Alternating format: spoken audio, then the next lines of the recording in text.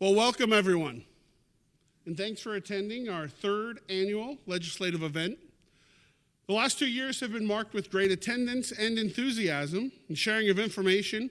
We're confident that this year's event, focusing on regional transportation and infrastructure, will be most exciting and inspirational. A special thanks to the great staff here at the Marriott. Doesn't the room look great? Let's give them a round of applause.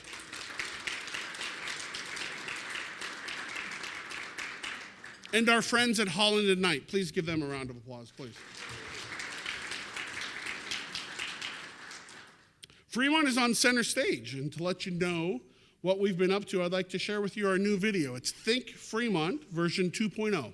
Please watch the screen.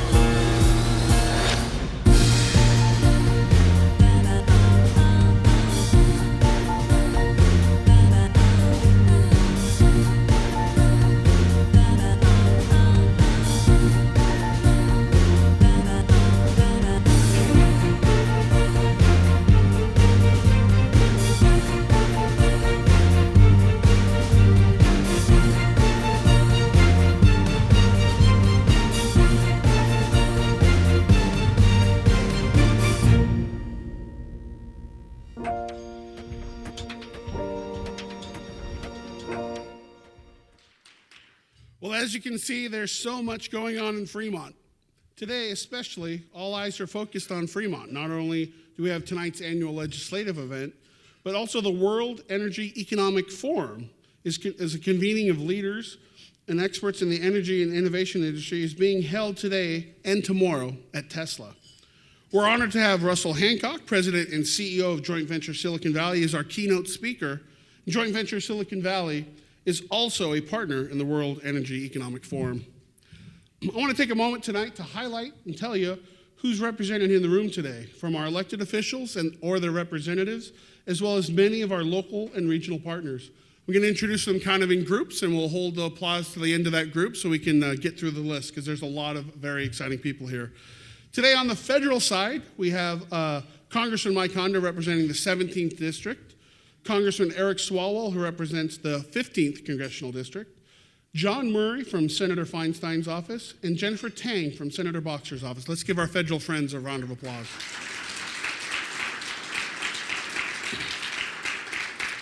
Federal friends, that could be a little bit of a tongue twister, I guess, as we go on. On the state side, we have State Senator and Majority Leader Ellen Corbett, Assemblymember Bob Wykowski, Assemblymember Bill Quirk, and Chris Calfee from the Governor's Office of Planning and Research. Let's give the state a round of applause. And not to be outdone, us at the local level want to make sure we do outnumber the federal and state level. So we have quite a few local electeds here today representing. We have Tom Blaylock, our BART director here, Anjali Lathi and Tom Handley from Union Sanitary District. We have Dr. Jim Morris, Desiree Campbell, and Lily May representing the Fremont Unified School District. From the county side, we have Sean Wilson representing Supervisor Scott Haggerty, and Sonia Bustamante representing Supervisor Valle's office. We have two of our Fremont Planning Commissioners with us here today, David Bonacorsi and Ripple Leong. Let's give them a round of applause.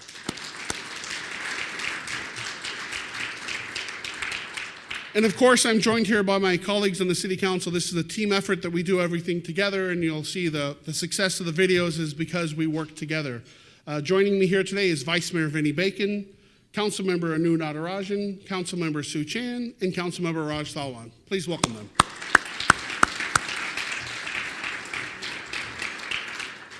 I also want to acknowledge and thank many of our regional partners representing here today for attending and for all our regional collaboration we've done in the past and what we're going to do in the future. We have representatives here from BART, the Metropolitan Transportation Commission, California Bicycle Coalition, Bike East Bay, the Valley Transportation Authority, Alameda County Workforce Investment Board, Alameda County Transportation Commission, Alameda County Water District, Union Sanitary District, Pacific Gas and Electric, CalCEF, the California Clean Energy Fund, Chevron Energy Solutions, the Fremont Chamber of Commerce, Joint Venture Silicon Valley, our friends at Tesla, Ohlone College, Silicon Valley Leadership Group, and many of our media and business partners. Please help them welcome them here today.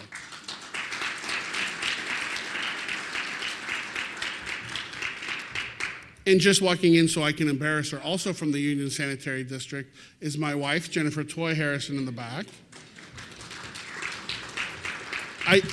I do really need to publicly thank her for all she does because I could not do what I do without her. And we have a little joke. I always say, wow, isn't everything, we have E words. I say, isn't everything exciting? And she says, no, it's not, it's exhausting. So we have a little balance going back and forth there. I'd also like to acknowledge and thank the representatives from our public relations firm, the Hoffman Agency, as well as our federal legislative service firm, Holland and Knight, for all, they're both represented here today, and all their work they've done helping us produce some of those great videos and what we're doing forward there. We're very excited about the program we have planned here today. We're going to hear from both our Congress members, Mike Honda and Congressman Eric Swalwell, hear from our state representatives, Senator Corbett, Assembly members Wykowski and Quirk, and we'll hear from our Economic Development Director, Kelly Klein, and our Public Works Director, Brian Jones. The title of their presentation is Building Fremont's Future, an Economic Transportation Infrastructure Update on the Warm Springs area. And finally, our special guest speaker, Mr. Russell Hancock, the CEO of Joint Venture Silicon Valley. Russell will discuss the importance of thinking strategically about regional transportation and infrastructure in the Bay Area. Before we begin with these great speakers, I want to take a minute to tell you about some of the recognitions that Fremont is receiving at a national level. Exciting factors that will contribute to Fremont's continued success are highlighted here in some of our key legislative priorities.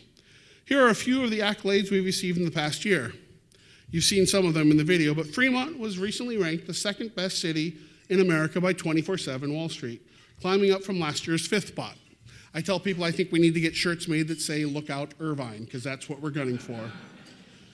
Fremont's also been recognized as one of the happiest cities in America by Career Bliss, so we're all smiling here, and the best place to live in 2014 by livability.com, the nation's #1 city for home sellers by Movado Real Estate Blog. And it's also been a top city for California job seekers by NerdWallet. As reported last year, we're growing our innovation economy here in Warm Springs, South Fremont area with additions of 500,000 square feet of R&D inventory with the expansions of 3 local companies, Thermo Fisher, Seagate, and Delta products. You see Delta's product right across from here, and it's going up very fast and very large, and we're very excited. And just down the street from here, Lam Research is expanding their current footprint by building an $87 million, 134,000 square foot office R&D facility of their campus.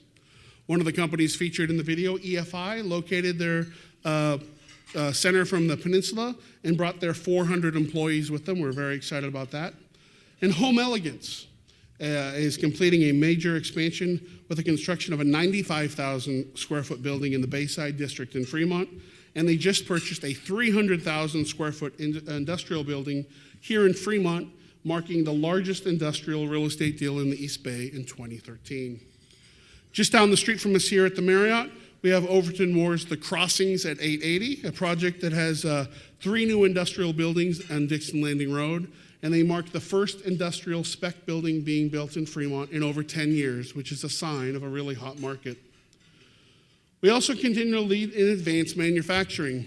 Companies like Excelitas, Orgia Protonics, and others have shared their stories about reshoring jobs right back here into Fremont. And of course, then there's Tesla. Amidst all the excitement and developments that we have around here, Tesla continues to be a tremendous icon, changing the fortunes of Warm Springs, our city, and the region. Last year, they were named Motor Trend's Car of the Year, and this year they've recorded the fastest or the shortest charge time by an electric vehicle traveling across the country, a feat that's being asserted right now for the Guinness Record achievement.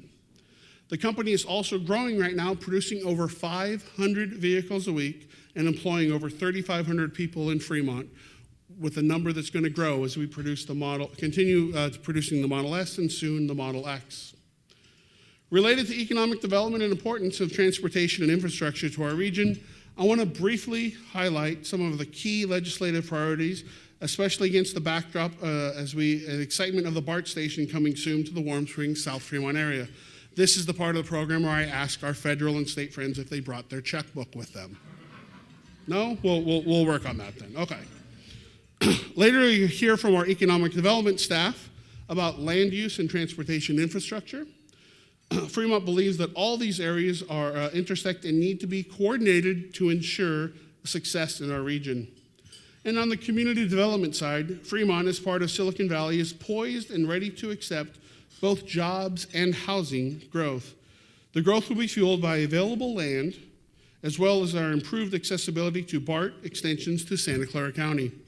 In fact, the most recent Sustainability Communities studies of jobs and housing connection scenario projects that approximately 30,000 new jobs and 18,000 new housing units will be in Fremont through 2040.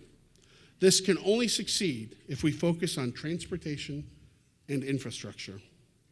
Transportation sales tax measures need to be able to pass with a simple majority. Long-term federal transportation authority needs to be adopted in order to provide a stable and reliable funding stream for transportation. Developing regional partnerships at all levels of government and private industry is key to promoting fund and transportation solutions. Today, our staff will highlight key transportation projects that need regional, state, and federal funding to transform the vision of the Warm Springs, South Fremont area into the highly functional transit-oriented development area that we all want. From an economic development perspective, policies for job creation, especially for advanced manufacturing and clean technology, need to be emphasized. These are two important pillars in Fremont's economy and future growth, focusing across the nation. Assistance can come from many forms, in everything from R&D tax credits, making them permanent, to reforming the H-1B visa program and the Industrial Development Bond Program, expanding STEM education programs, and lastly, preserving the tax-exempt status of municipal bonds. Additionally, we hope that the Congress will continue to move forward with the Marketplace Fairness Act. I'd be remiss at this point if I also didn't talk about, like yesterday, most of my council colleagues joined me in an opening of an affordable house complex here in Fremont. The complex was built at market rate in 1972, converted to affordable housing in 1995, and totally rehabbed this last year. The state needs to change its policy and make sure that we can get credit for taking bad apartments that are in a market rate condition and making them affordable housing. I think the state needs to do that. In conclusion, supporting economic development efforts and funding transportation and infrastructure and finding ways to support the development of affordable housing remains key to the success of our region and Fremont. Thank you for allowing me to share some of these very important efforts and priorities with you. I would now like to take a moment to introduce both of our congressmen and invite them each to come up and provide us with a federal update. I think I've said it before last year, I was one that didn't want to have our city broken up into two federal areas. I wanted the one congressional district like we had before. I thought two would be bad. I'm very proud to have both these members representing us here in Fremont. Two is better than one, is what I like to say. I'd first like to introduce Congressman Mike Honda. Congressman Honda represents the 17th Congressional District of California and has served in the U.S. House of Representatives for over 12 years. In Congress, Congressman Honda is a member of the House Appropriations Committee. He's Chair Emeritus of the Congressional Asian Pacific American Caucus and co-chair of the Democratic Caucus New Media Group. He's the House Democrat Senior Whip and original author of the Equity and Excellence Commission, now housed in the U.S. Department of Education. As you know, Congressman Honda's district includes Silicon Valley. He has dedicated his life to public service and lauded for his work in education, civil rights, national service, immigration, transportation, the environment, and high-tech issues. I need to tell you, on my last trip back to Washington, D.C. to lobby the congressman, I was with our friends from Holland and Knight. I opened the door, and the first thing I saw was a big picture of the Warm Springs BART station with the bridge. And I said, I don't need even to come in here. The congressman gets it. He knows what we're talking about. So in just a moment, I'm going to finish reading about Congressman Swalwell, and then Congressman Honda is going to come up and give us our update. Congressman Eric Swalwell represents California's 15th Congressional District. The district includes a large portion of the East Bay and part of Fremont. In November 2012, he was elected to the United States House of Representatives. In the House, Congressman Swalwell serves on the Committee of Science, Space, and Technology, the Committee of Homeland Security, and the ranking member on the Subcommittee for Energy, which oversees the Department of Energy's civilian research development and demonstration programs are here, and this is vital to discovering clean, sustainable sources of energy. When Congressman Swalwell and I were both elected the same day, we had very early on, early January, we had a meeting with some city staff, and after the meeting, one of our city staffs, who I'm going to be nameless so I don't embarrass him or her, is a very cynical person, and he said, wow, that was the first time ever in over 40 years of government that a congressperson said, well, what can I do to help you guys? Congressman Swalwell gets it, and we're going to hear from a great update from him. So Congressman Honda, if you'd like to come up here and give us our update.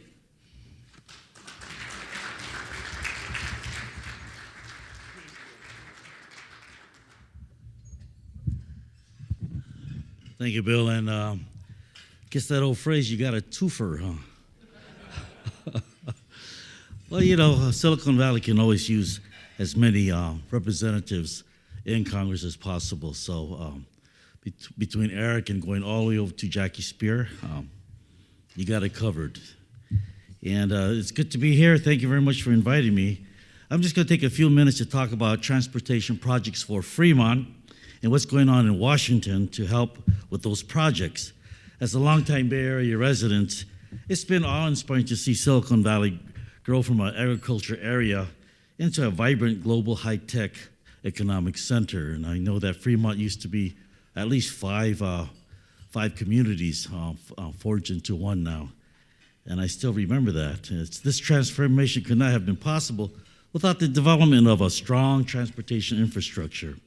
A vibrant public transportation system and an uncongested freeway allows parents, students, workers to save time and money getting to and from the places they need to be and with the families they need to be with. This is why I fought in Congress to secure the $900 million to extend the BART system from Warm Springs, Fremont to San Jose, to Berryessa. And this extension will not only create 7,500 jobs immediately, but over time it'll complete 10,000 permanent jobs and developing Warm Springs area into a vibrant community. Additionally, it allows Fremont citizens to have a greater access to jobs around the Bay Area. Now, Fremont is an important junction in the BART system. Warm Springs will provide access to Valley Transit Authority and Alameda Contra Costa transit buses and vehicle traffic to connect with the regional BART system. Having this regional intermodal interconnection happening in Fremont will make it a crossroads and boost commerce. We'd like to see more projects like this in our district, and to do that, we need funding from both local government and from Washington, D.C. That's why I brought Transportation Secretary LaHood when he was Transportation Secretary to see the BART extension. And what he saw, he was impressed with. And this community has shown great commitment to investing in transportation infrastructure. That helps us make the case to fund local transportation priorities back in Washington. And I think that he was very, very impressed with the way self-help counties dig into their pockets first, raise the money, and then go out and collect the money from the feds. Now, I'm working with my colleagues on both sides of the aisle in the Appropriations Committee to ensure we have funds set aside for projects like BART. Right now, I'm also working to preserve two types of Department of Transportation grants to allow for more projects in Fremont and in the Bay Area. At the moment, the budget calls for no increase in one of these grants. Worse, it slashes the other grant by over 80%. But, as a senior member of the Appropriations Committee, I'll be continuing to work to voice my support for restoring funds to these programs. We have time. So when Fremont is ready to apply, the funds will be there. Unless something changes. Now, if something doesn't change, the Highway Trust Fund will run out of money this summer. And what that means is no new construction, no new highway projects, and no road repairs. I've met with Alameda County transportation officials to discuss the urgency of that situation, and I'm working with my colleagues to create a sustainable solution to funding Highway Trust Fund. Finally, with San Jose Airport, we're working closely with the administration to tighten security for both the airport and the new general aviation terminal, and to keep youngsters from climbing into airplanes where they're not supposed to be. Using recommendations from my Blue Ribbon Task Force on Airport Security and Technology, we're aiming to be a model for airport security and convenience. You may be wondering, with the current state of affairs in Washington, how we'll be able to accomplish all this. I've been cultivating relationships on both sides of the aisle over the years, and I'm now part of a bipartisan working group aiming to tackle some of the major legislative issues. And through these relationships, I'm able to work with my colleagues in the Appropriations Committee to get things accomplished. For instance, Republican Frank Wolf and I, and he's the chair of the Justice, Commerce, and Science Subcommittee, we worked together to secure funding for anti-human trafficking grants, and that was a major issue. And to increase federal investments in advanced manufacturing.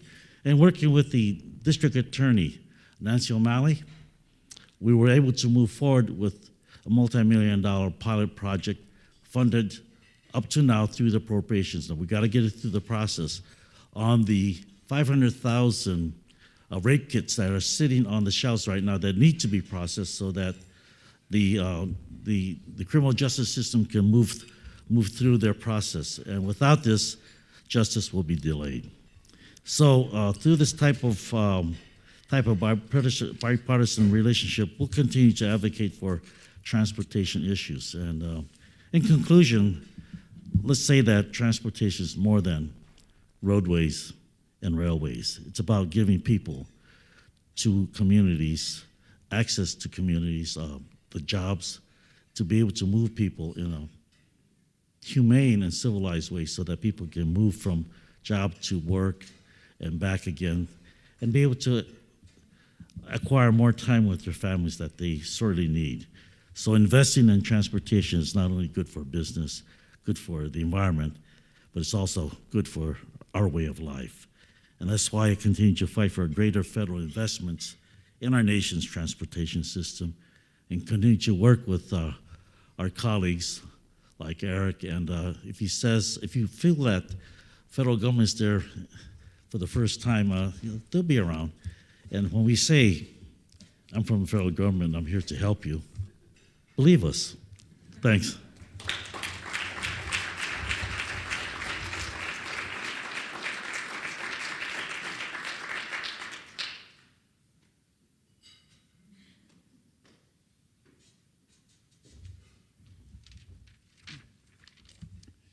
Good evening, and thank you, Mayor, for again having me back.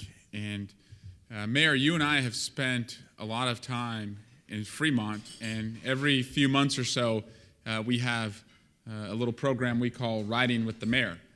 And the mayor takes me around in his car to different Fremont businesses. Some of them planned, some of them were literally just kind of roaming around the business until we get the polite, "Can we help you?" And then Bill kind of explains, we're just here to check out what is going on in Fremont. It's very exciting. And recently I was able to visit DB Controls, one of Fremont's larger employers doing a lot of work in high tech. And when I go to these site visits, we call it Congress at your company. So often I try and really just bone up, get ready to have as much knowledge as possible about the company that I'm visiting. And so if it's a tech company or a biotech company, this political science major is deep into the research on what that company does, because I don't want to be stumped when I have a town hall at the employer by one of the employees. But so often is the case that these town halls where we meet with the employees at their job site, they never ask me a question about their field. They always ask me, what can we do to reduce congestion on 880? What can we do to make sure our schools are better? We've had burglaries in our neighborhood. What can we do to make sure we're safer? And by all measurements, Fremont is doing more than is required or asked of a community. Fremont is actually leading the future, by all measurements. Fremont, and I see its chief of police is here today, is one of the safest communities in the entire United States. Its schools are the top in the United States. And the biggest challenge, and the mayor pointed it out, I think, for Fremont is to have an infrastructure system that can deliver people to and from work so that they, as Congressman Honda said, spend less time in their cars and more time with their family. But Fremont is the future. When you look at Fremont's growth, I think we are just at the precipice of what Fremont can truly be. And this innovation economy, which is replacing the industrial economy, is going to become more and more an economy about what we can build with our minds rather than what we can build with our hands. And to attract that, we need to make sure we have what I think are a number of different factors to have innovation. One of them is having access to capital. And right now, in California, with the loss of redevelopment money, that has been a real challenge for cities like Fremont, who lost millions of dollars when the redevelopment money was taken away.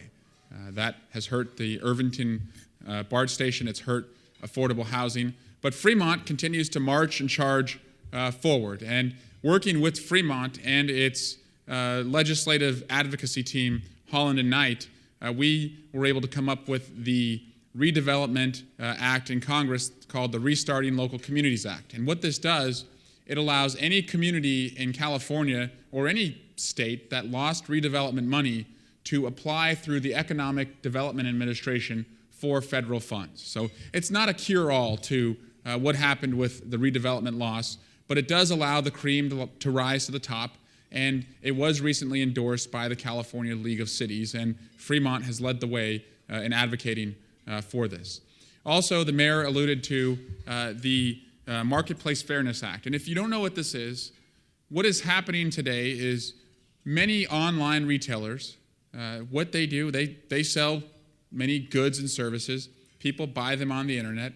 But the loser in this are our municipalities, our cities, who need to fund the roads, fund the parks, fund public safety. And when those transactions take place online, the cities are not collecting the sales tax that would help fund these critical programs. And so the Marketplace Fairness Act would ensure that cities would receive this funding. I'm a supporter of the Marketplace Fairness Act, having been a former council member, knowing the value of having a strong, vibrant retail economy, and that's something that we must pass in Congress. Also, we must keep municipal bonds tax exempt. That goes to having access to capital. There have been a number of recent tax reform measures in the Congress, and one of them has been to change the municipal bond status, and I have opposed that and will continue to oppose that because, being a former council member, I know the value of that. Another crucial factor in having innovation to attract businesses that can create jobs and grow your local economy is having a risk-taking culture. It's part of what created the Valley, and I look forward to our keynote speaker's talk on this, but having a risk-taking culture is critical to having innovation. And I think at the heart of having a risk-taking culture is passing comprehensive immigration reform. We know, and I'm so pleased that the California League of Cities has taken this on just recently, and the mayor has talked about this with me as well as his council member colleagues. Most recently, Councilmember Chan was in my Washington, D.C. office talking about this. We know that when you leave your family behind in another country, when you leave your livelihood and everything you know, and you come to our country, you are so likely to take a risk here in your business endeavors that can create and grow jobs. I visited a business a couple months ago where the business owner came here from India in 1986. For 6 years, he drove trucks up and down I-5, saved every penny he could because he realized that if he insured the trucks, he could make a heck of a lot more money than driving them, and his family would live more comfortably with him being at home more rather than on the road. So after 6 years, he took everything that he had, scraped it together, and ventured out to have a small trucking insurance company, 500 square feet in Oakland. Signed a 6-month lease, was behind every month that he was asked to pay on that lease. And at the end of the lease, the landlord said, "You're not going to be able to extend this lease. You're behind every time. I'll give you one more month, one more chance." So the business owner, the Indian immigrant, put his head down, charged ahead, looked for a client anywhere he could find it, and found his first client. And then he found his second client, and then his third and fourth. And 22 years later, his member of Congress visited him at his 60,000 square foot office with 60 employees who he signs the front of the paycheck for. And he promises that by 2015, he's going to have 100 employees and 100,000 square feet. But back in 1986, if you were looking at this individual on paper, you would have thought he was a bad bet for America. What value could he bring to our country? But this individual's story is replicated across our country 1,000-fold. And until we pass comprehensive immigration reform, we are going to be limited in the economic opportunity we can realize as a country. Until we pass economic immigration reform, whether it's for the high-skilled workers or the undocumented immigrants in our country, we are going to be limited. And so I appreciate Fremont's efforts to do that. It is an economy that is powered by the rich influence of immigrants, and it's only a matter of time. And those that oppose it, I believe, are fighting gravity. They are pushing a boulder up a mountain, and it's only a matter of time until it's passed. Congressman Honda touched on what I think is one of the critical factors for an innovation economy, and that is having transportation infrastructure.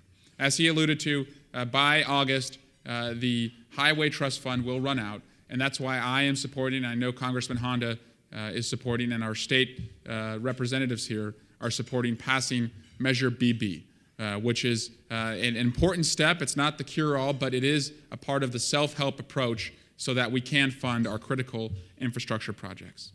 But finally, I think one of the most important elements of having an innovation economy is leadership.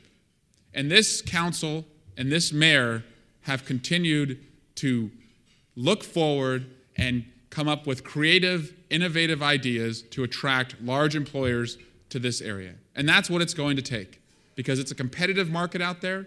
There are a number of cities that would love to have Fremont's success, but not every city is situated as Fremont is, right in the middle between Oakland and San Jose Airport, right along 880 and 680. And so I look forward to working with Fremont's leaders, and I remain just as committed to the day that I went and met with its city manager and Mayor Harrison when I was first sworn into office, with the mentality of, please just let me know how I can help. So thank you again. Thank you, Mayor.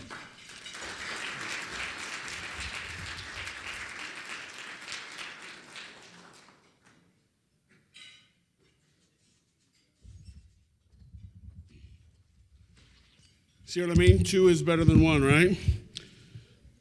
Now it's my pleasure to introduce our 3 state representatives. Again, I was one that didn't want to have 2 assembly members, but 2 is better than 1. We have a great senator and 2 great assembly members.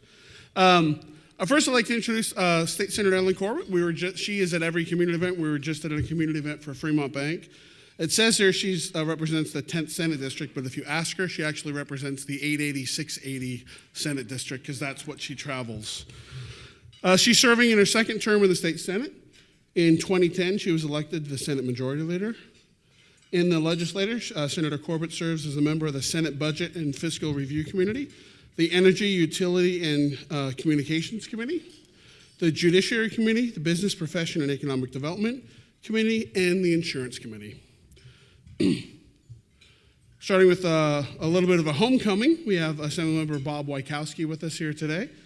Bob was reelected November 6, 2012, and represents the 25th Assembly District in California. The state legislature, and his district stretches from southern Alameda County to Santa Clara County.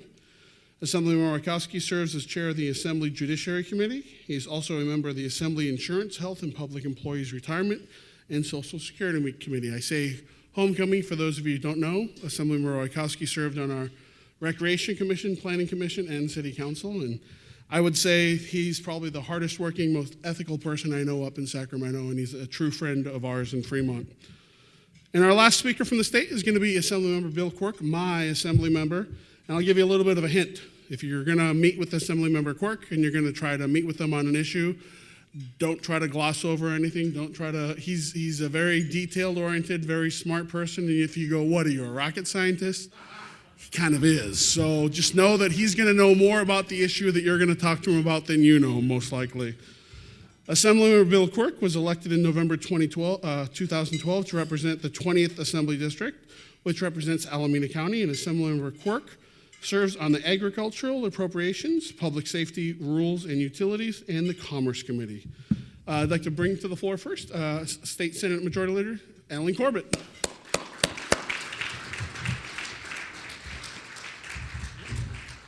From the 680.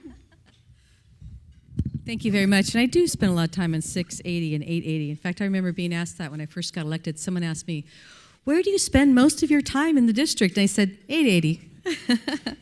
So thank you so much for inviting me again today to the annual City of Fremont legislative event. And glad to be here with my colleagues in the State Senate who are great champions for this area as well and great to work with. Let me again thank Mayor Harrison and the City Council and the City Manager, Fred Diaz, and the entire staff for putting together this very, very important discussion, giving us an opportunity to discuss the many important issues affecting Fremont and the surrounding communities, and also giving us an opportunity to brag about how great Fremont really is, and you've heard that from all the speakers so far, so I will continue that as well. It's great to come here to what I like to call the Tesla Marriott because it's so close to two of Fremont's recent and soon-to-be future great successes. One, of course, a private and growing business, and the other a large-scale and long-awaited public works project. As they both tie into today's main topic of discussion, which is transportation and infrastructure. As we all know, and the mayor mentioned this already, Tesla has proven to be even more successful than we ever even imagined, both from the business standpoint and also as a high-profile example of Fremont's efforts to embrace green tech business and their continued commitment to both their employees and to this community. Also, every day, work continues on BART's expansion to Warm Springs, and we're very happy that our local state taxpayers did so much to make that happen, and of course our federal taxpayers as well. So thank you for the assistance. So in a few years, right here, right nearby, we will have one public transportation system that connects all of the Bay Area's major cities, San Francisco, San Jose, Fremont, and Oakland. And the work of our local business community and elected leaders has helped make the Tri-Cities, and Fremont in particular, the most dynamic region of the state of California, probably even in the nation. There have been recent surveys of the Senate districts in California, and there's some very interesting information I will share in just a moment. In the 10th Senate District, from OSI Soft in San Leandro in the north to Cisco in San Jose in the south, the 10th Senate District has more high-tech and green tech jobs than any other region in the state of California, and that's really saying something. In 2010, an EDD report to the California Energy Commission on California green transportation jobs, they found that when comparing the total percent of green jobs in the region to all jobs in the region, the San Francisco Bay Area had 4.4%. And it's almost 1 percentage point higher than the statewide average. Similarly, the 2013 California Solar Jobs Census by the Solar Foundation highlights that the 10th State Senate District, which I have the honor of representing, has the greatest number of people employed in the solar industry in all of California.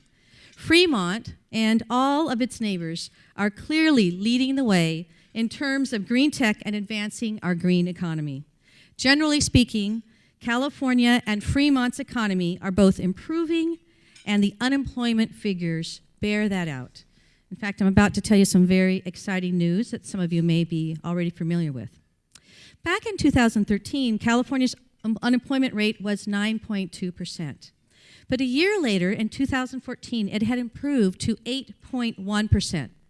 That's a similar trend for Alameda County, 7.7 unemployment in 2013 in March, and 6.6 in March of 2014. Then we get to Fremont's unemployment rate for March of 2014, an amazing 4.7%. Congratulations. Clearly, everyone in this room, in the surrounding community, have done their part to make sure that Fremont thrives and that businesses feel welcome in this community. It's a remarkable thing I get to brag about all the time at the state capitol. Of course, success is a great thing, but such growth also brings its own set of challenges. One part of what we're talking about today. Anyone whose morning commute brings them down the 580 or 880 corridors knows that an improving and growing economy brings more traffic.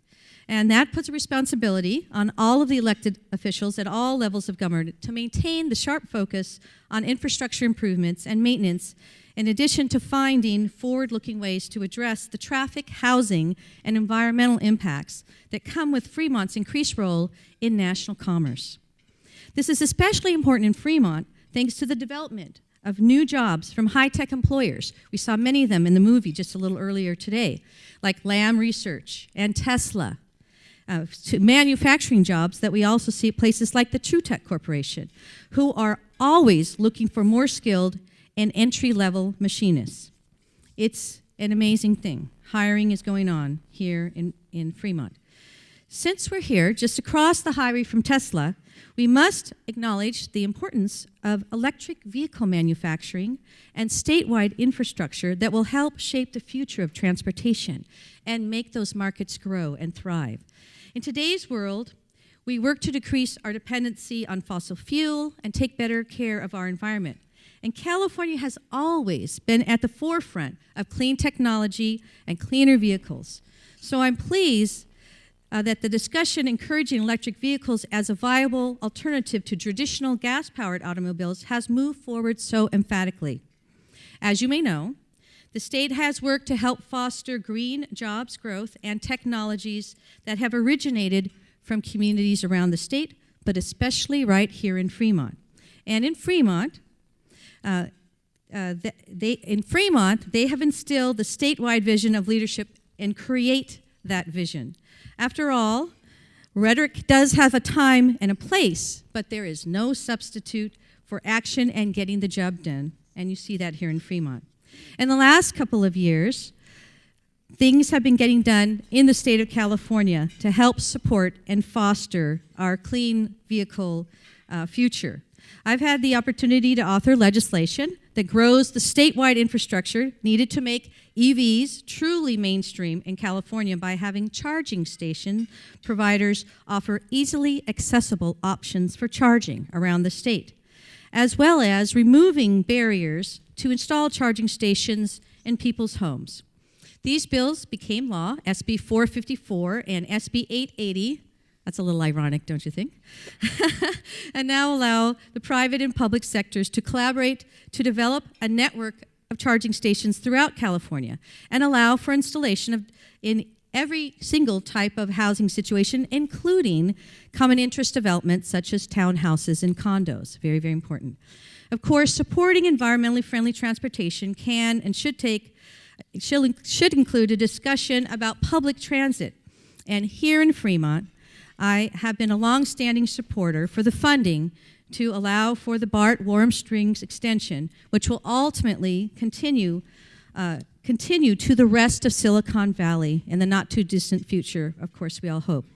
To support local funding for this project, as well as other transportation, community, and economic development projects, I have authored Senate Constitutional Amendment 8 and 9. So, Mayor, if you're wondering if I was paying attention to your website and you're concerned, let me just tell you, SCA 8 will lower the threshold to successfully pass local tax measures to fund transportation projects, and SCA 9 will do the same for local community and economic development projects to allow for passage by a majority vote.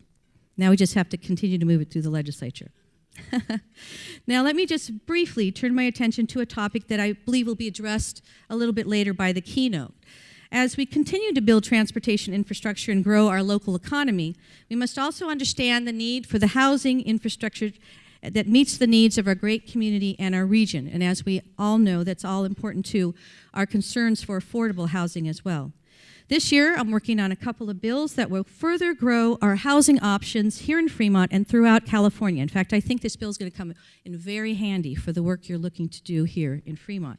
I authored Senate Bill 674, which will expand the CEQA infill exemption and make it easier to build more mixed-use developments in our local communities. It encourages the development of smart growth projects with a mix of residential and neighborhood-serving uses so people can live right next or close to the stores and shops that they use every day. This type of development will, of course, help to improve air quality and reduce greenhouse gas emissions and encourage residents to walk and take their bike to stores, restaurants, and shops they might otherwise drive to. When SB 674 becomes law, it certainly will be a win-win for local residents and communities and our environment, and I hope will be helpful here right in Fremont. I also want to let you know about SB 1129. This is a bill authored by our President Pro Tem, Darrell Steinberg. I'm his chief co-author that supports increased responsible residential development. This bill will expedite the wind-down process so that previous projects that cities have been working on can be completed. And we will, in turn, be able to continue to revitalize many of our local communities and make it easier for families to find homes that they need and deserve. And when you watch the news tonight, you will see that a proposal was launched today, actually at the MacArthur BART station in Oakland, on the Senate's vision for use of cap-and-trade monies for more housing projects, infill projects, coupled with transportation. Very important to this region. So let me just conclude by saying Fremont, very obviously, has shown its willingness and its ability to successfully tackle the tough issues here locally. And I know with the continued leadership of the mayor and the council and the surrounding elected officials, Fremont will continue to be an even better place to live and to work and raise a family, and will continue to be a shining star and example for other parts of the state. I look forward to these efforts in the months and years ahead as we work together to foster a cleaner, safer world in California for all to live in. Thank you all very much for the opportunity to serve you in Sacramento.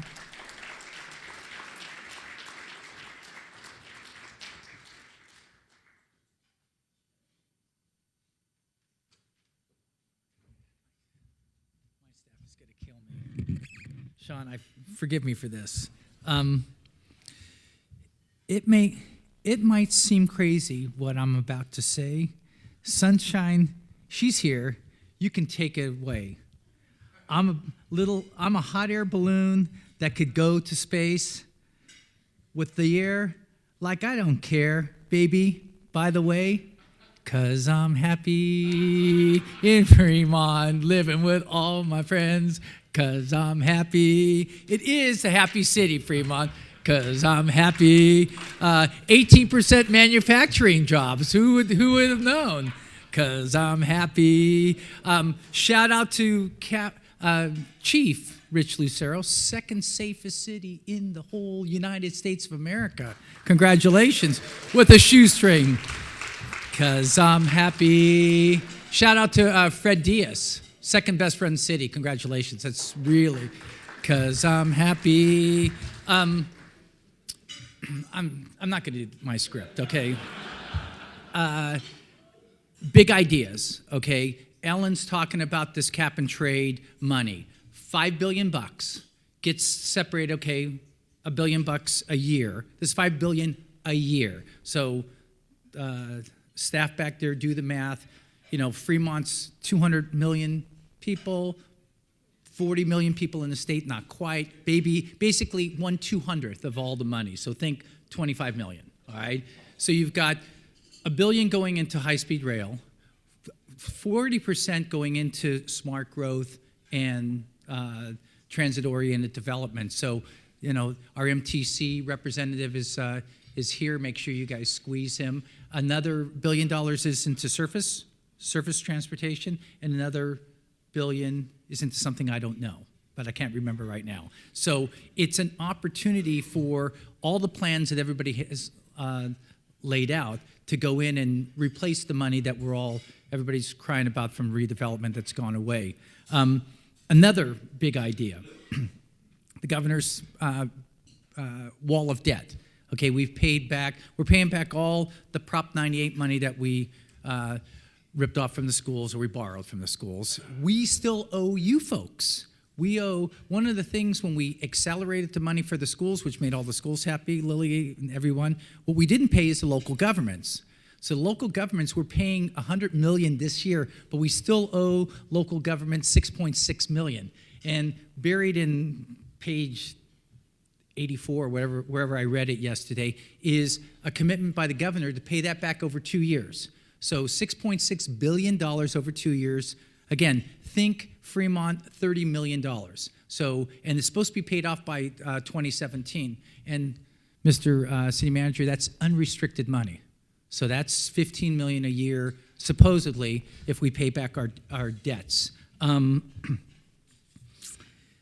Expanding BART into Santa Clara obviously is exciting. We talk forever about the Warm Springs BART extension. They are considering in Santa Clara County another quarter-cent sales tax for 30 years, which will provide that cushion that they need to get into the burrowing. I call it the burrowing money to get downtown. Part of the assembly district that I represent is this area in the Marriott, but also Santa Clara, and we have a real regional opportunity, and obviously everybody's best interest to get from the Santa Clara transit hub, I guess, that's the back door of the municipal airport. I guess it's an international airport, Normanetta, sorry about that. But that would allow, it means a lot to the businesses that are locating here in Fremont, locating in the whole area, is that you can fly in and get on BART or jump on the ACE train, right? That's it. Obviously, the Measure BB, better BART, better buses, better bikes, BBs, all good. It's all happening. That campaign's going to start with enthusiasm after this primary election that we have, and all the advocates are lining up. Obviously, everybody here is lined up about that. It's really, the $8 billion that we can spend. Obviously, I could cry about that 752 people that didn't vote for it the first time around. But for Schwab, who is sitting next to me, so intern with Assemblymember Quirk, it's free bus passes for our youth. All Alameda County youth will be able to get on the bus and move around, which was something that I always wanted to do when I was at Kennedy High, is get on the bus and go. But, all the other elements of improving air quality, providing the traffic relief that we wanted, the bicycle and pedestrians improvements. There's a little bit in the expenditure plan. I think it's something that we need to do. And again, it's a piece. It's a piece if you look at cap and trade. This governor is not one who's committed to, over the next 4 years, expenditure plans. Other than, the high-speed rail, I'm not optimistic about a bunch of dough coming into transportation. I mean, we have advocates, and we'll continue to advocate for that. But I just don't see it because he's focused on the wall of debt. With that said, part of the visioning. I mean, I've got Vice Mayor Bacon here. I've got Anu Natarajan and people who sit and say, "Where's the ideas that are coming out of Sacramento?" One of the ideas that I think is, if I'm the leader in this area, is the old Shin BART station.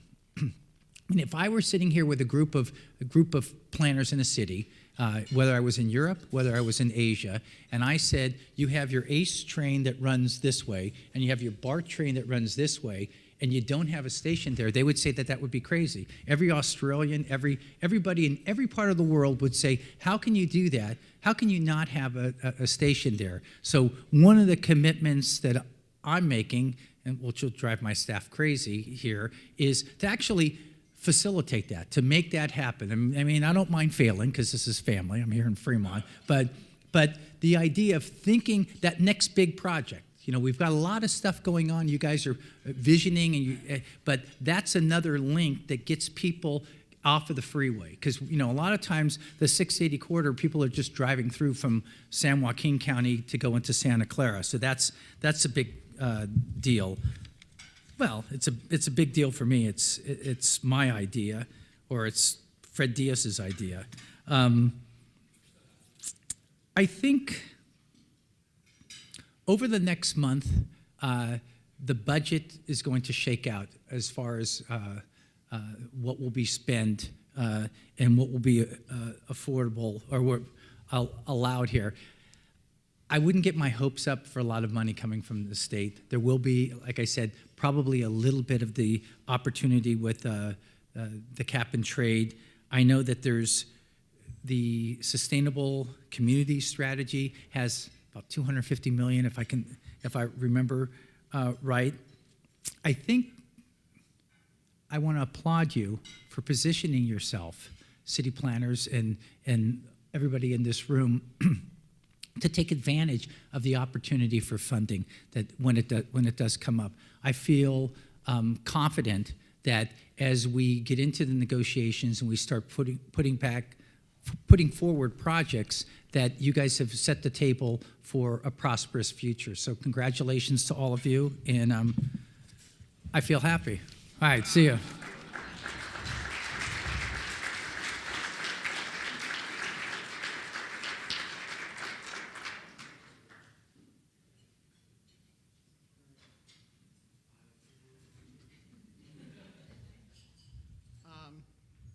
So Bob asked to be excused so he can go to the Berryessa School Board meeting.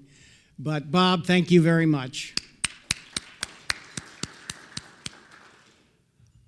So I'm not a rocket scientist. I'm a rocket engineer, which is much harder. See, Newton could have done rocket. He could do rocket science. F equals ma, force equals mass times acceleration. They teach that in high school. Now, rocket engineers, we have to stop the rockets from blowing up. That's not easy. Rockets are fueled with high explosives that you got to keep from blowing up and just burning just right. And I can tell you, that's one of the hardest jobs in the world. So getting back to transportation, my lane in the road, so to speak, in Sacramento is in the energy area. And in particularly for planning for the future, where we have to reduce the greenhouse gas emissions. And as all of you know, it'll be great to have Warm Springs BART and have more people commute on BART, but we're going to have automobiles probably forever. So how do we prevent, it's something like 30% of our greenhouse gases come from vehicles. How do we solve this? Well, Senator Corbett talked about legislation that's very important that she brought forward that'll make it easier to charge electric vehicles. However, we still have the problem that batteries are very expensive, batteries take a long time to charge, and you don't get as much range as you'd like. Now here we have Elon Musk. He's trying very much to bring down those costs, but we're still going to have the problems of charging time and range. There are other technologies which, again, the legislature and the governor have been working on. Last year, we passed a bill to allow hydrogen fuel cells to be hydrogen fuel cell fueling to be done at stations throughout the state. This is a great technology. But it's basically a hydrogen fuel cell is nothing more than a battery. A hydrogen fuel cell runs on hydrogen, but where does the hydrogen come from? Well, right now it actually comes from natural gas. They take steam, they use the natural gas, they break down the natural gas into hydrogen, but you're still creating tremendous amounts of greenhouse gases, perhaps 2/3 of what you would with gasoline. So it's certainly not the ultimate solution. What we'd like to be able to do is to use our renewable energy that we get, the electricity, not only, instead of using them for batteries, you could use it to create the hydrogen through electrolysis. Again, many of you probably saw this in your high school physics or chemistry classes, where we send electricity through and you get hydrogen on one end and oxygen on the other. The problem, again, is, though, just cost. So, did the microphone go out? The microphone went out. I'll yell. The problem there, we're fine? Is it going? Oh, there it went back. Good. So the hydrogen fuel cell is but again, it's a matter of cost. We need to develop that. There's a third thing we could try, which is renewable biofuels. Right now, the only way to do that is corn ethanol, sugarcane ethanol, but there are many other possibilities. If you were to have very efficient cars, you could actually create ethanol or natural gas from garbage, from paper, from other trash. And I actually have a bill this year so that we can look at this third way of fueling our vehicles. Finally, a very important practice in the legislature is oversight. And that's where my background as a rocket engineer, as a scientist, will really help. Recently, there was a mandate by the legislature to do 33% renewables for our electricity by 2020. Well, this is all well and good, but the investor-owned utilities like PG&E and Southern California Edison were told by the Public Utility Commission, you have to choose the cheapest technology, as opposed to the right mix of technologies, which is what our landmark greenhouse gas reduction law says, lowest cost but best fit. So where the municipal utilities weren't told by the PUC that they had to take the cheapest technologies, they used a variety of renewables, half of which are base load or peaking load, things like geothermal power, biomass, biogas, low-head hydro, things which can vary over time in the way you get the electricity when you want it. Because of the PUC's short-sightedness, the lowest cost was solar. So we're going to end up with much more solar, possibly, than we can use, particularly in Southern California. It's not going to be so much of an issue here, but Southern California Edison has a very large part now, PG&E has much less so. Solar energy is part of their renewables. The problem there is that they also have a very old natural gas fleet, which can't, because it's old, it has to be kept running at a certain level all the time. So when the solar energy comes up, you can't necessarily turn these gas electrical systems down because they're going to have to come up again when the sun goes down. So we're going to end up very likely with a surplus of solar energy in Southern California that we won't be able to use unless something is done right away between now and 2020. The variety of things that can be done, energy conservation on things like lighting, which is, would help, some sort of demand reduction where people would get a break in their bill for not using energy between 5 and 7, or replacing the older natural gas plants. Unfortunately, we're not moving fast enough on that. I've had meetings now with the head of the Energy Commission, the head of the Public Utilities Commission, and the head of the Independent System Operator. And I've asked the Independent System Operator, this is the group that is responsible for distributing the energy throughout the state. I've assessed their modeling, and I have found that they can, in fact, model what is going on in Southern California. I've asked them to model it so we'll understand how bad the problem is there. So oversight and understanding these issues is very important in the Assembly. I'm hoping within the next couple of months to get a report so we can understand just how difficult the situation is. This is extremely important because California is leading the rest of the country in renewable energies. If we can't use all that solar energy, people are going to say it can't be done. It needs to be done. It has to be done. We need to do the right things to make sure it's done, and that's part of my role in Sacramento. So again, thank you very much for being here and for listening.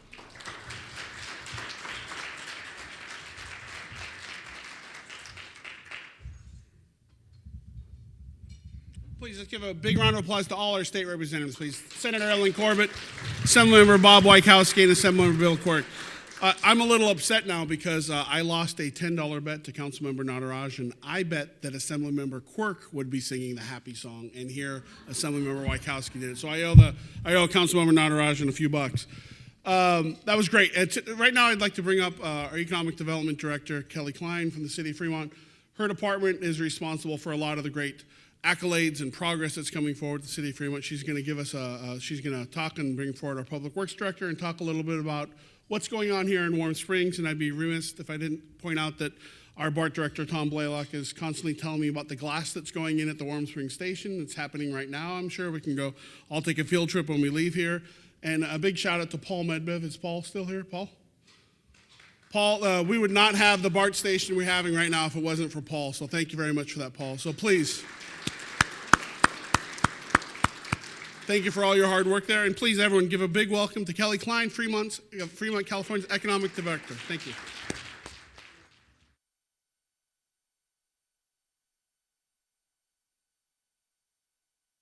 Wireless here and see, oh, good, that works.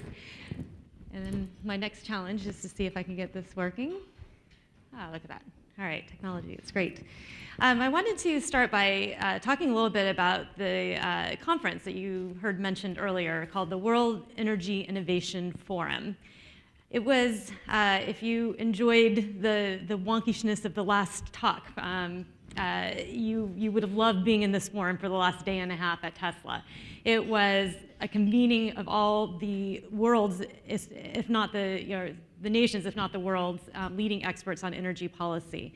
And it was everybody from former Secretary Stephen Chu to former Secretary of State George Shultz to CEOs like Elon Musk and others who are making big change in this field.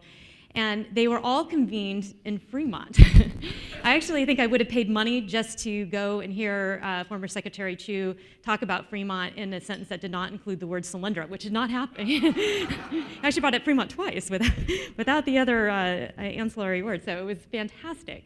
But as I was sitting there, I was really having this moment, and since this is going to lead to a song, because apparently we're supposed to all have a song today. So the song that was going through my mind is the one from the Talking Heads where they say, "And how did I get here?" And I think it's a theme for our city. It's like, how did we find ourselves at this amazing intersection of innovation and energy policy and great minds and great infrastructure projects, and what's behind that? And so I want to take just a second to fully appreciate all the planets and stars that had to align themselves to make this possible. The first thing, and it is not to be underestimated because there are very few other cities in the Bay Area who could say that this is true, but our community is actually behind our growth and development. We actually were brave enough to ask this in a poll question to our residents, and you can see the big bar in the middle says that's the percentage of residents who feel like the pace of development in Fremont is just right, 66%. And then if you look at the ones who think it's too fast or too slow, it's sort of split evenly between the two, so we don't really have to count that anyway. And I mean, this is quite a feat to really have the community on board with us. And I say, we don't take it lightly because a lot of this depends on us continuing to do a good job, to communicate well, but needless to say, this is quite a feat. The other thing I think that's really important to note here is that we're not just promoting job growth for job growth's sake, or kind of pulling down a number from the sky and saying, that sounds like a good, healthy number to aspire to. The numbers that we're working on here are produced by our regional partner, ABAG, and they have told us very clearly to expect 30,000 jobs between 2010 and 2040.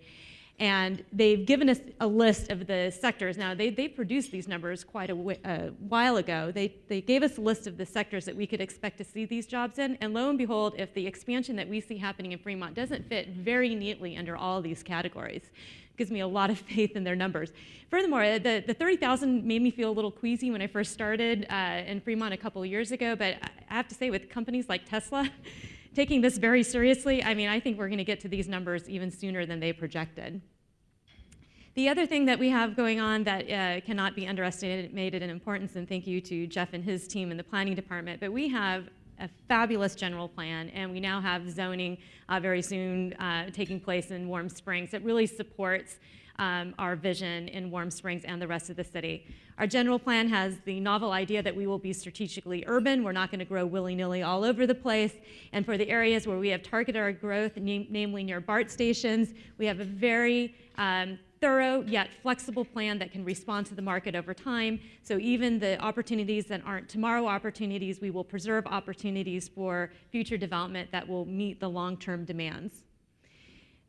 The other thing not to be underestimated is that we have a phenomenal city council, and I'm not just saying that, and management that has really emboldened us as staff to kind of take this mantra and run with it.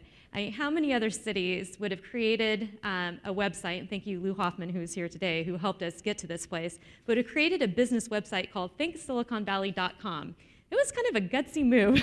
As Lou likes to say, it was kind of a startup move. But we had nothing to lose by doing that and everything to gain. And I think in retrospect, there's a lot of envy around our cities here in Silicon Valley of taking that mantle and really saying, yes, we place ourselves right in the middle of the activity that's happening here. We also have a wonderful established trust with our business community. It's not just something that we feel in our hearts and minds, but it's something that, more importantly, is being expressed through their pocketbooks. They are making huge investments to expand and grow in Fremont, and the mayor provided lovely examples earlier, but you see them there on the slide. We also have a critical mass of land ideally situated near transit, because all of this planning would be for naught if we didn't actually have room to grow. Most of you have seen this slide before, but it's my favorite slide, so I'm going to show it again. And it basically shows the Warm Springs area, all 850 glorious acres of it, most of which is either undeveloped or underdeveloped in comparison to Mission Bay and Moffett Field, two local examples that people are very familiar with. You've seen what's happened in Mission Bay. We can do even better, and that's the opportunity that is presented for us here today.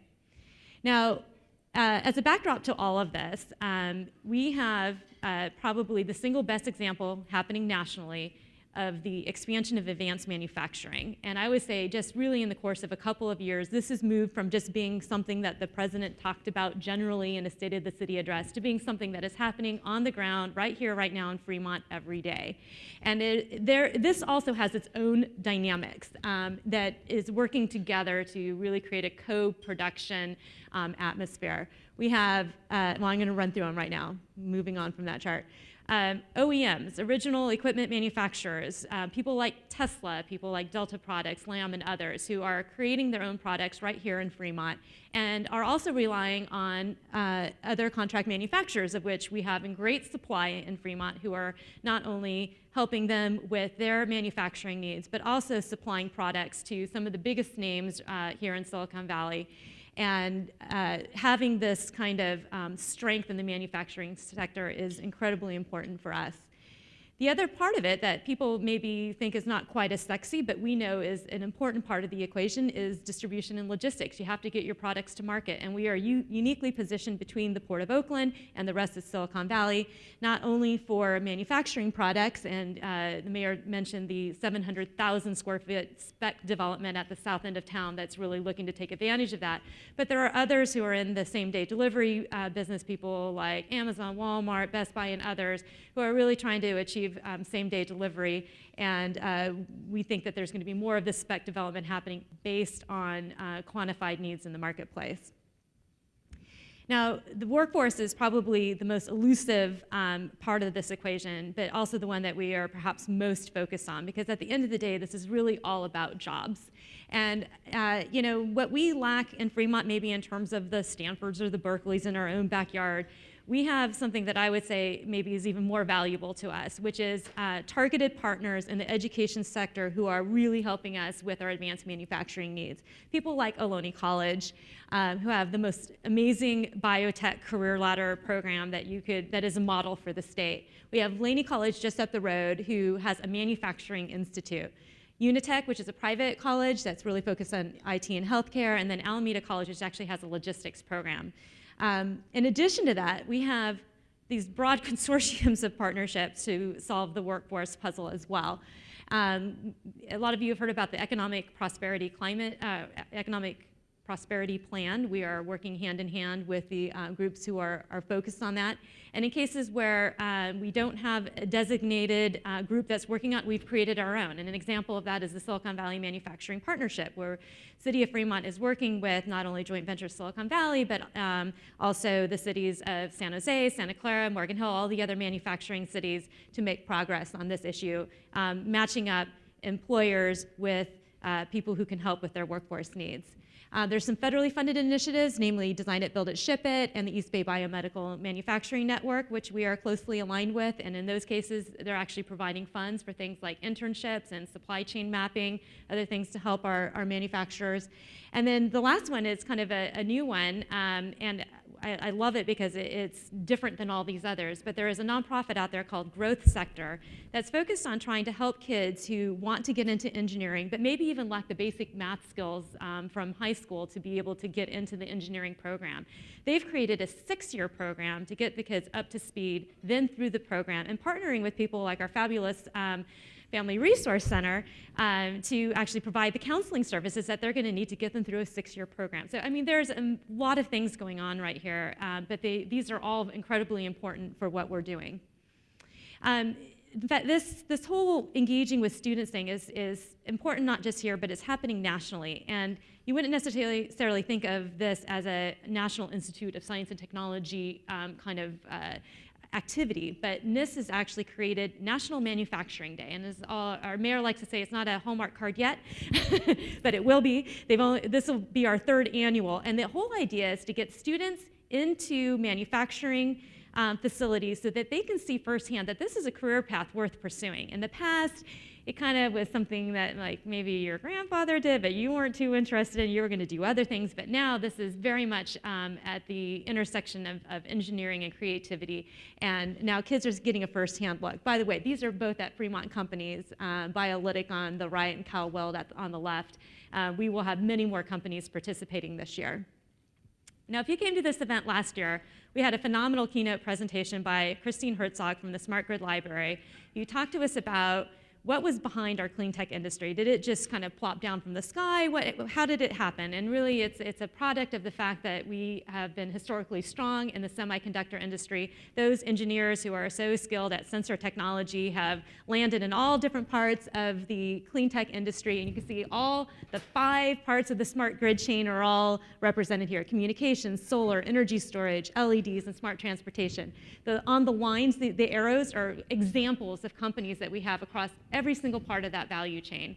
So we might have the biggest clean tech sector in the US, and even if we don't have the biggest, we probably have the most diverse, something that we're really proud of. We are doing everything that we can to support this sector, and one of the great partnerships that we have is with Clean Tech Open. We hosted, for the first time last October, the Western Regional Finals for Clean Tech Open. It was a huge success. It went so well that they've asked us to do it again, so be careful how well you perform. You'll find yourself doing these things again, but we are so happy to do it. It's been a great partnership. We did a business briefing for them a few weeks ago where they're trying to attract people into their accelerator program. We had 150 people attend. It was more than any of the events that they did in Livermore, San Francisco, Palo Alto, you name it. We focused on battery technology, which is something that we're strong in. Our CEOs participated, and we can really see where this partnership is headed. All great things.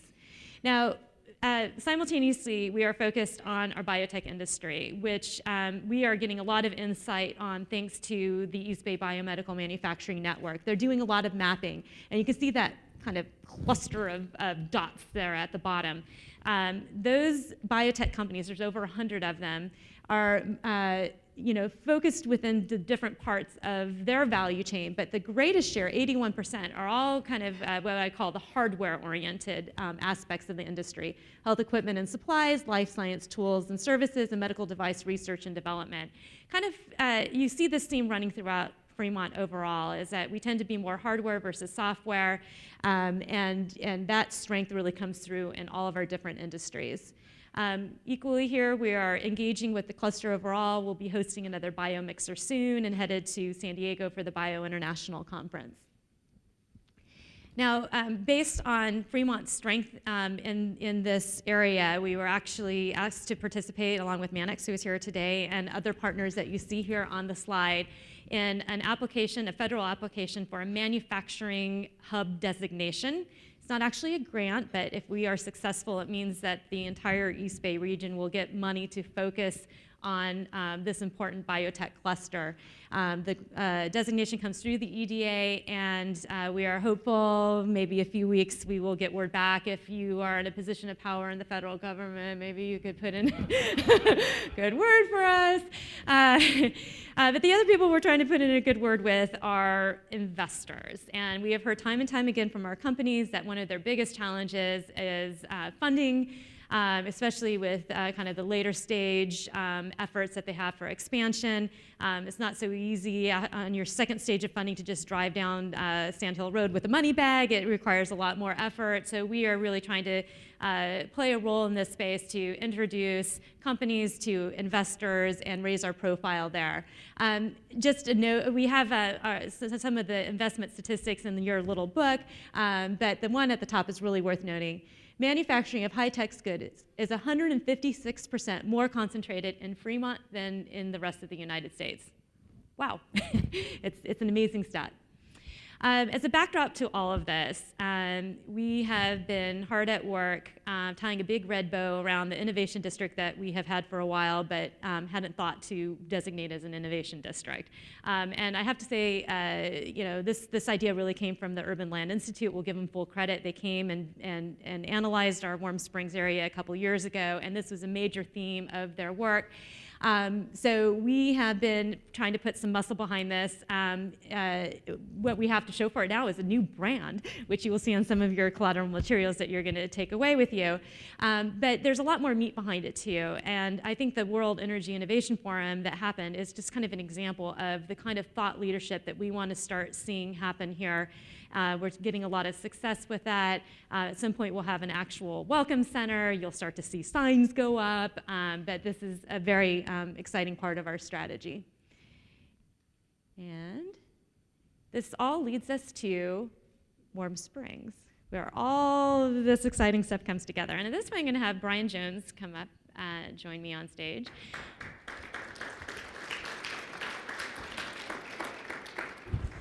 So if you haven't had a chance to meet Brian yet, you will soon. He is our new Public Works Director. He had big shoes to fill with Jim Pearson retiring, but he is coming to us with a lot of excitement, and he's already ready to give a presentation on infrastructure in Warm Springs and to bring everybody up to speed with just how much work has been happening behind the scenes to prepare this area for development. Thank you.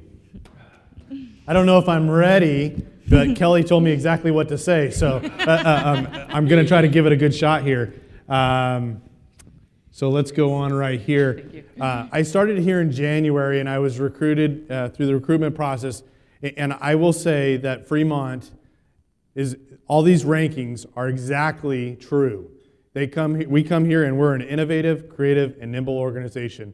We're an entrepreneur of local governments. And we're going to be setting the stage for what's going on in the national, we're a model for what's going on in the nation. So going in here, we're doing things different. We're thinking big.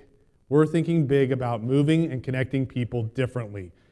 Somebody mentioned earlier, when you get economic development, and Kelly's doing such an incredible job with economic development, and her team, we're getting all these cars. Well, we are getting cars, but if we think strategically instead of suburbanly, we can start connecting with our new BART station that Paul's building us. And I got a great tour of that, and it's incredible. But we're really bringing together the land use, the transportation, and the economic development, and bringing it all together.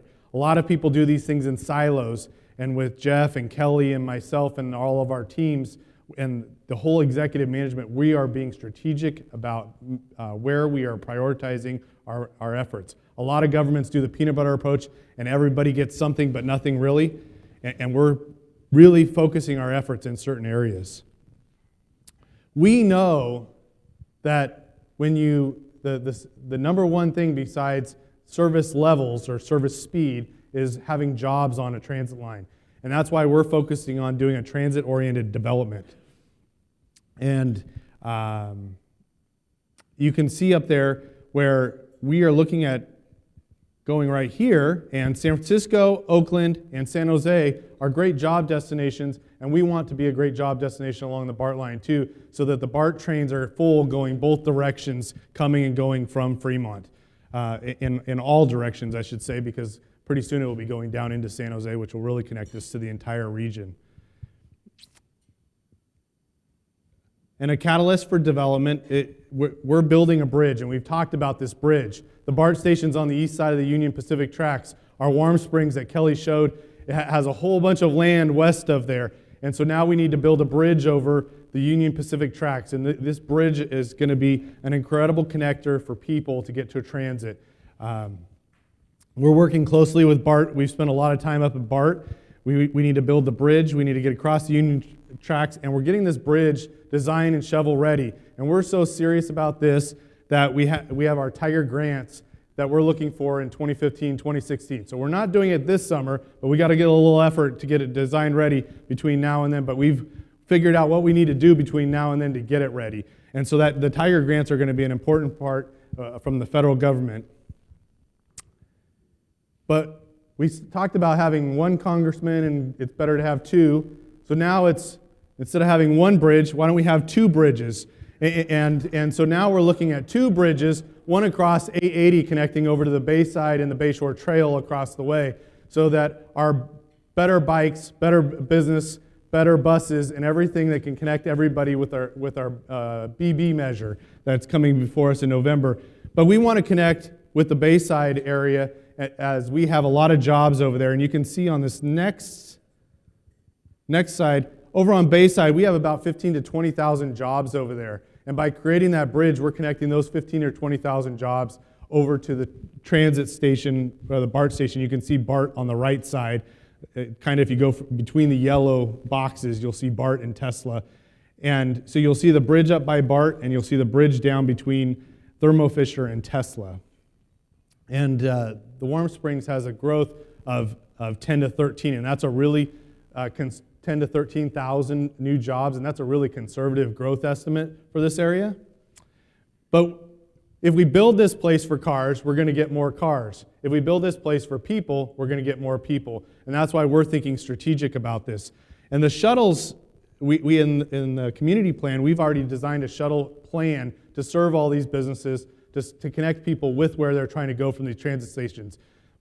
Part of the biggest challenge with transit stations is getting people the last mile or 2 or 3 to their jobs, and so they tend to drive rather than take transit. But if we can help connect them to those jobs with a shuttle system, public-private partnership on shuttle systems, that's going to be great.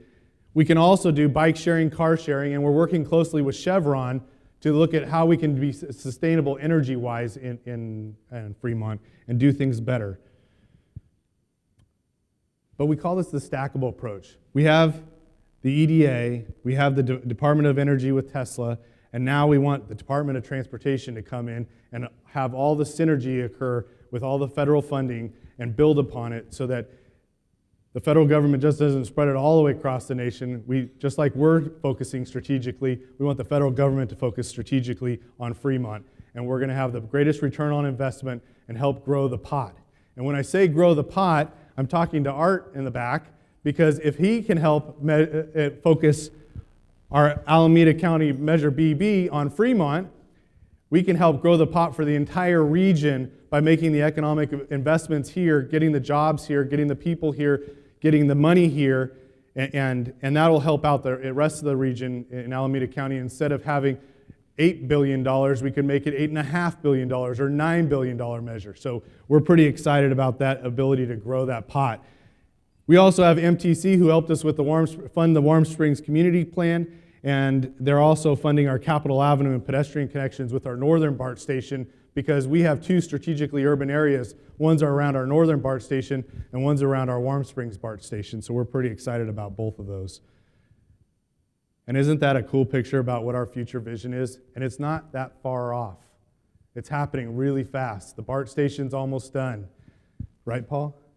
And the bridge is going to be funded in 2015, 2016, right, Congressman? And we're going to connect all these jobs and bring all these jobs here. Right, Kelly? So now we got to build the infrastructure to get all these people and connect them all. And the timing is really happening really fast. And you can see the synergy that is occurring because of the big thinking that's occurring here in Fremont. And we're pretty excited about what we have. And don't forget, you can stay connected to us, because we have one of the best communication teams here, both with our economic development. And so you can think economic development, Fremont for biz, and think Silicon Valley. And they're all great ways to stay connected with us on social media.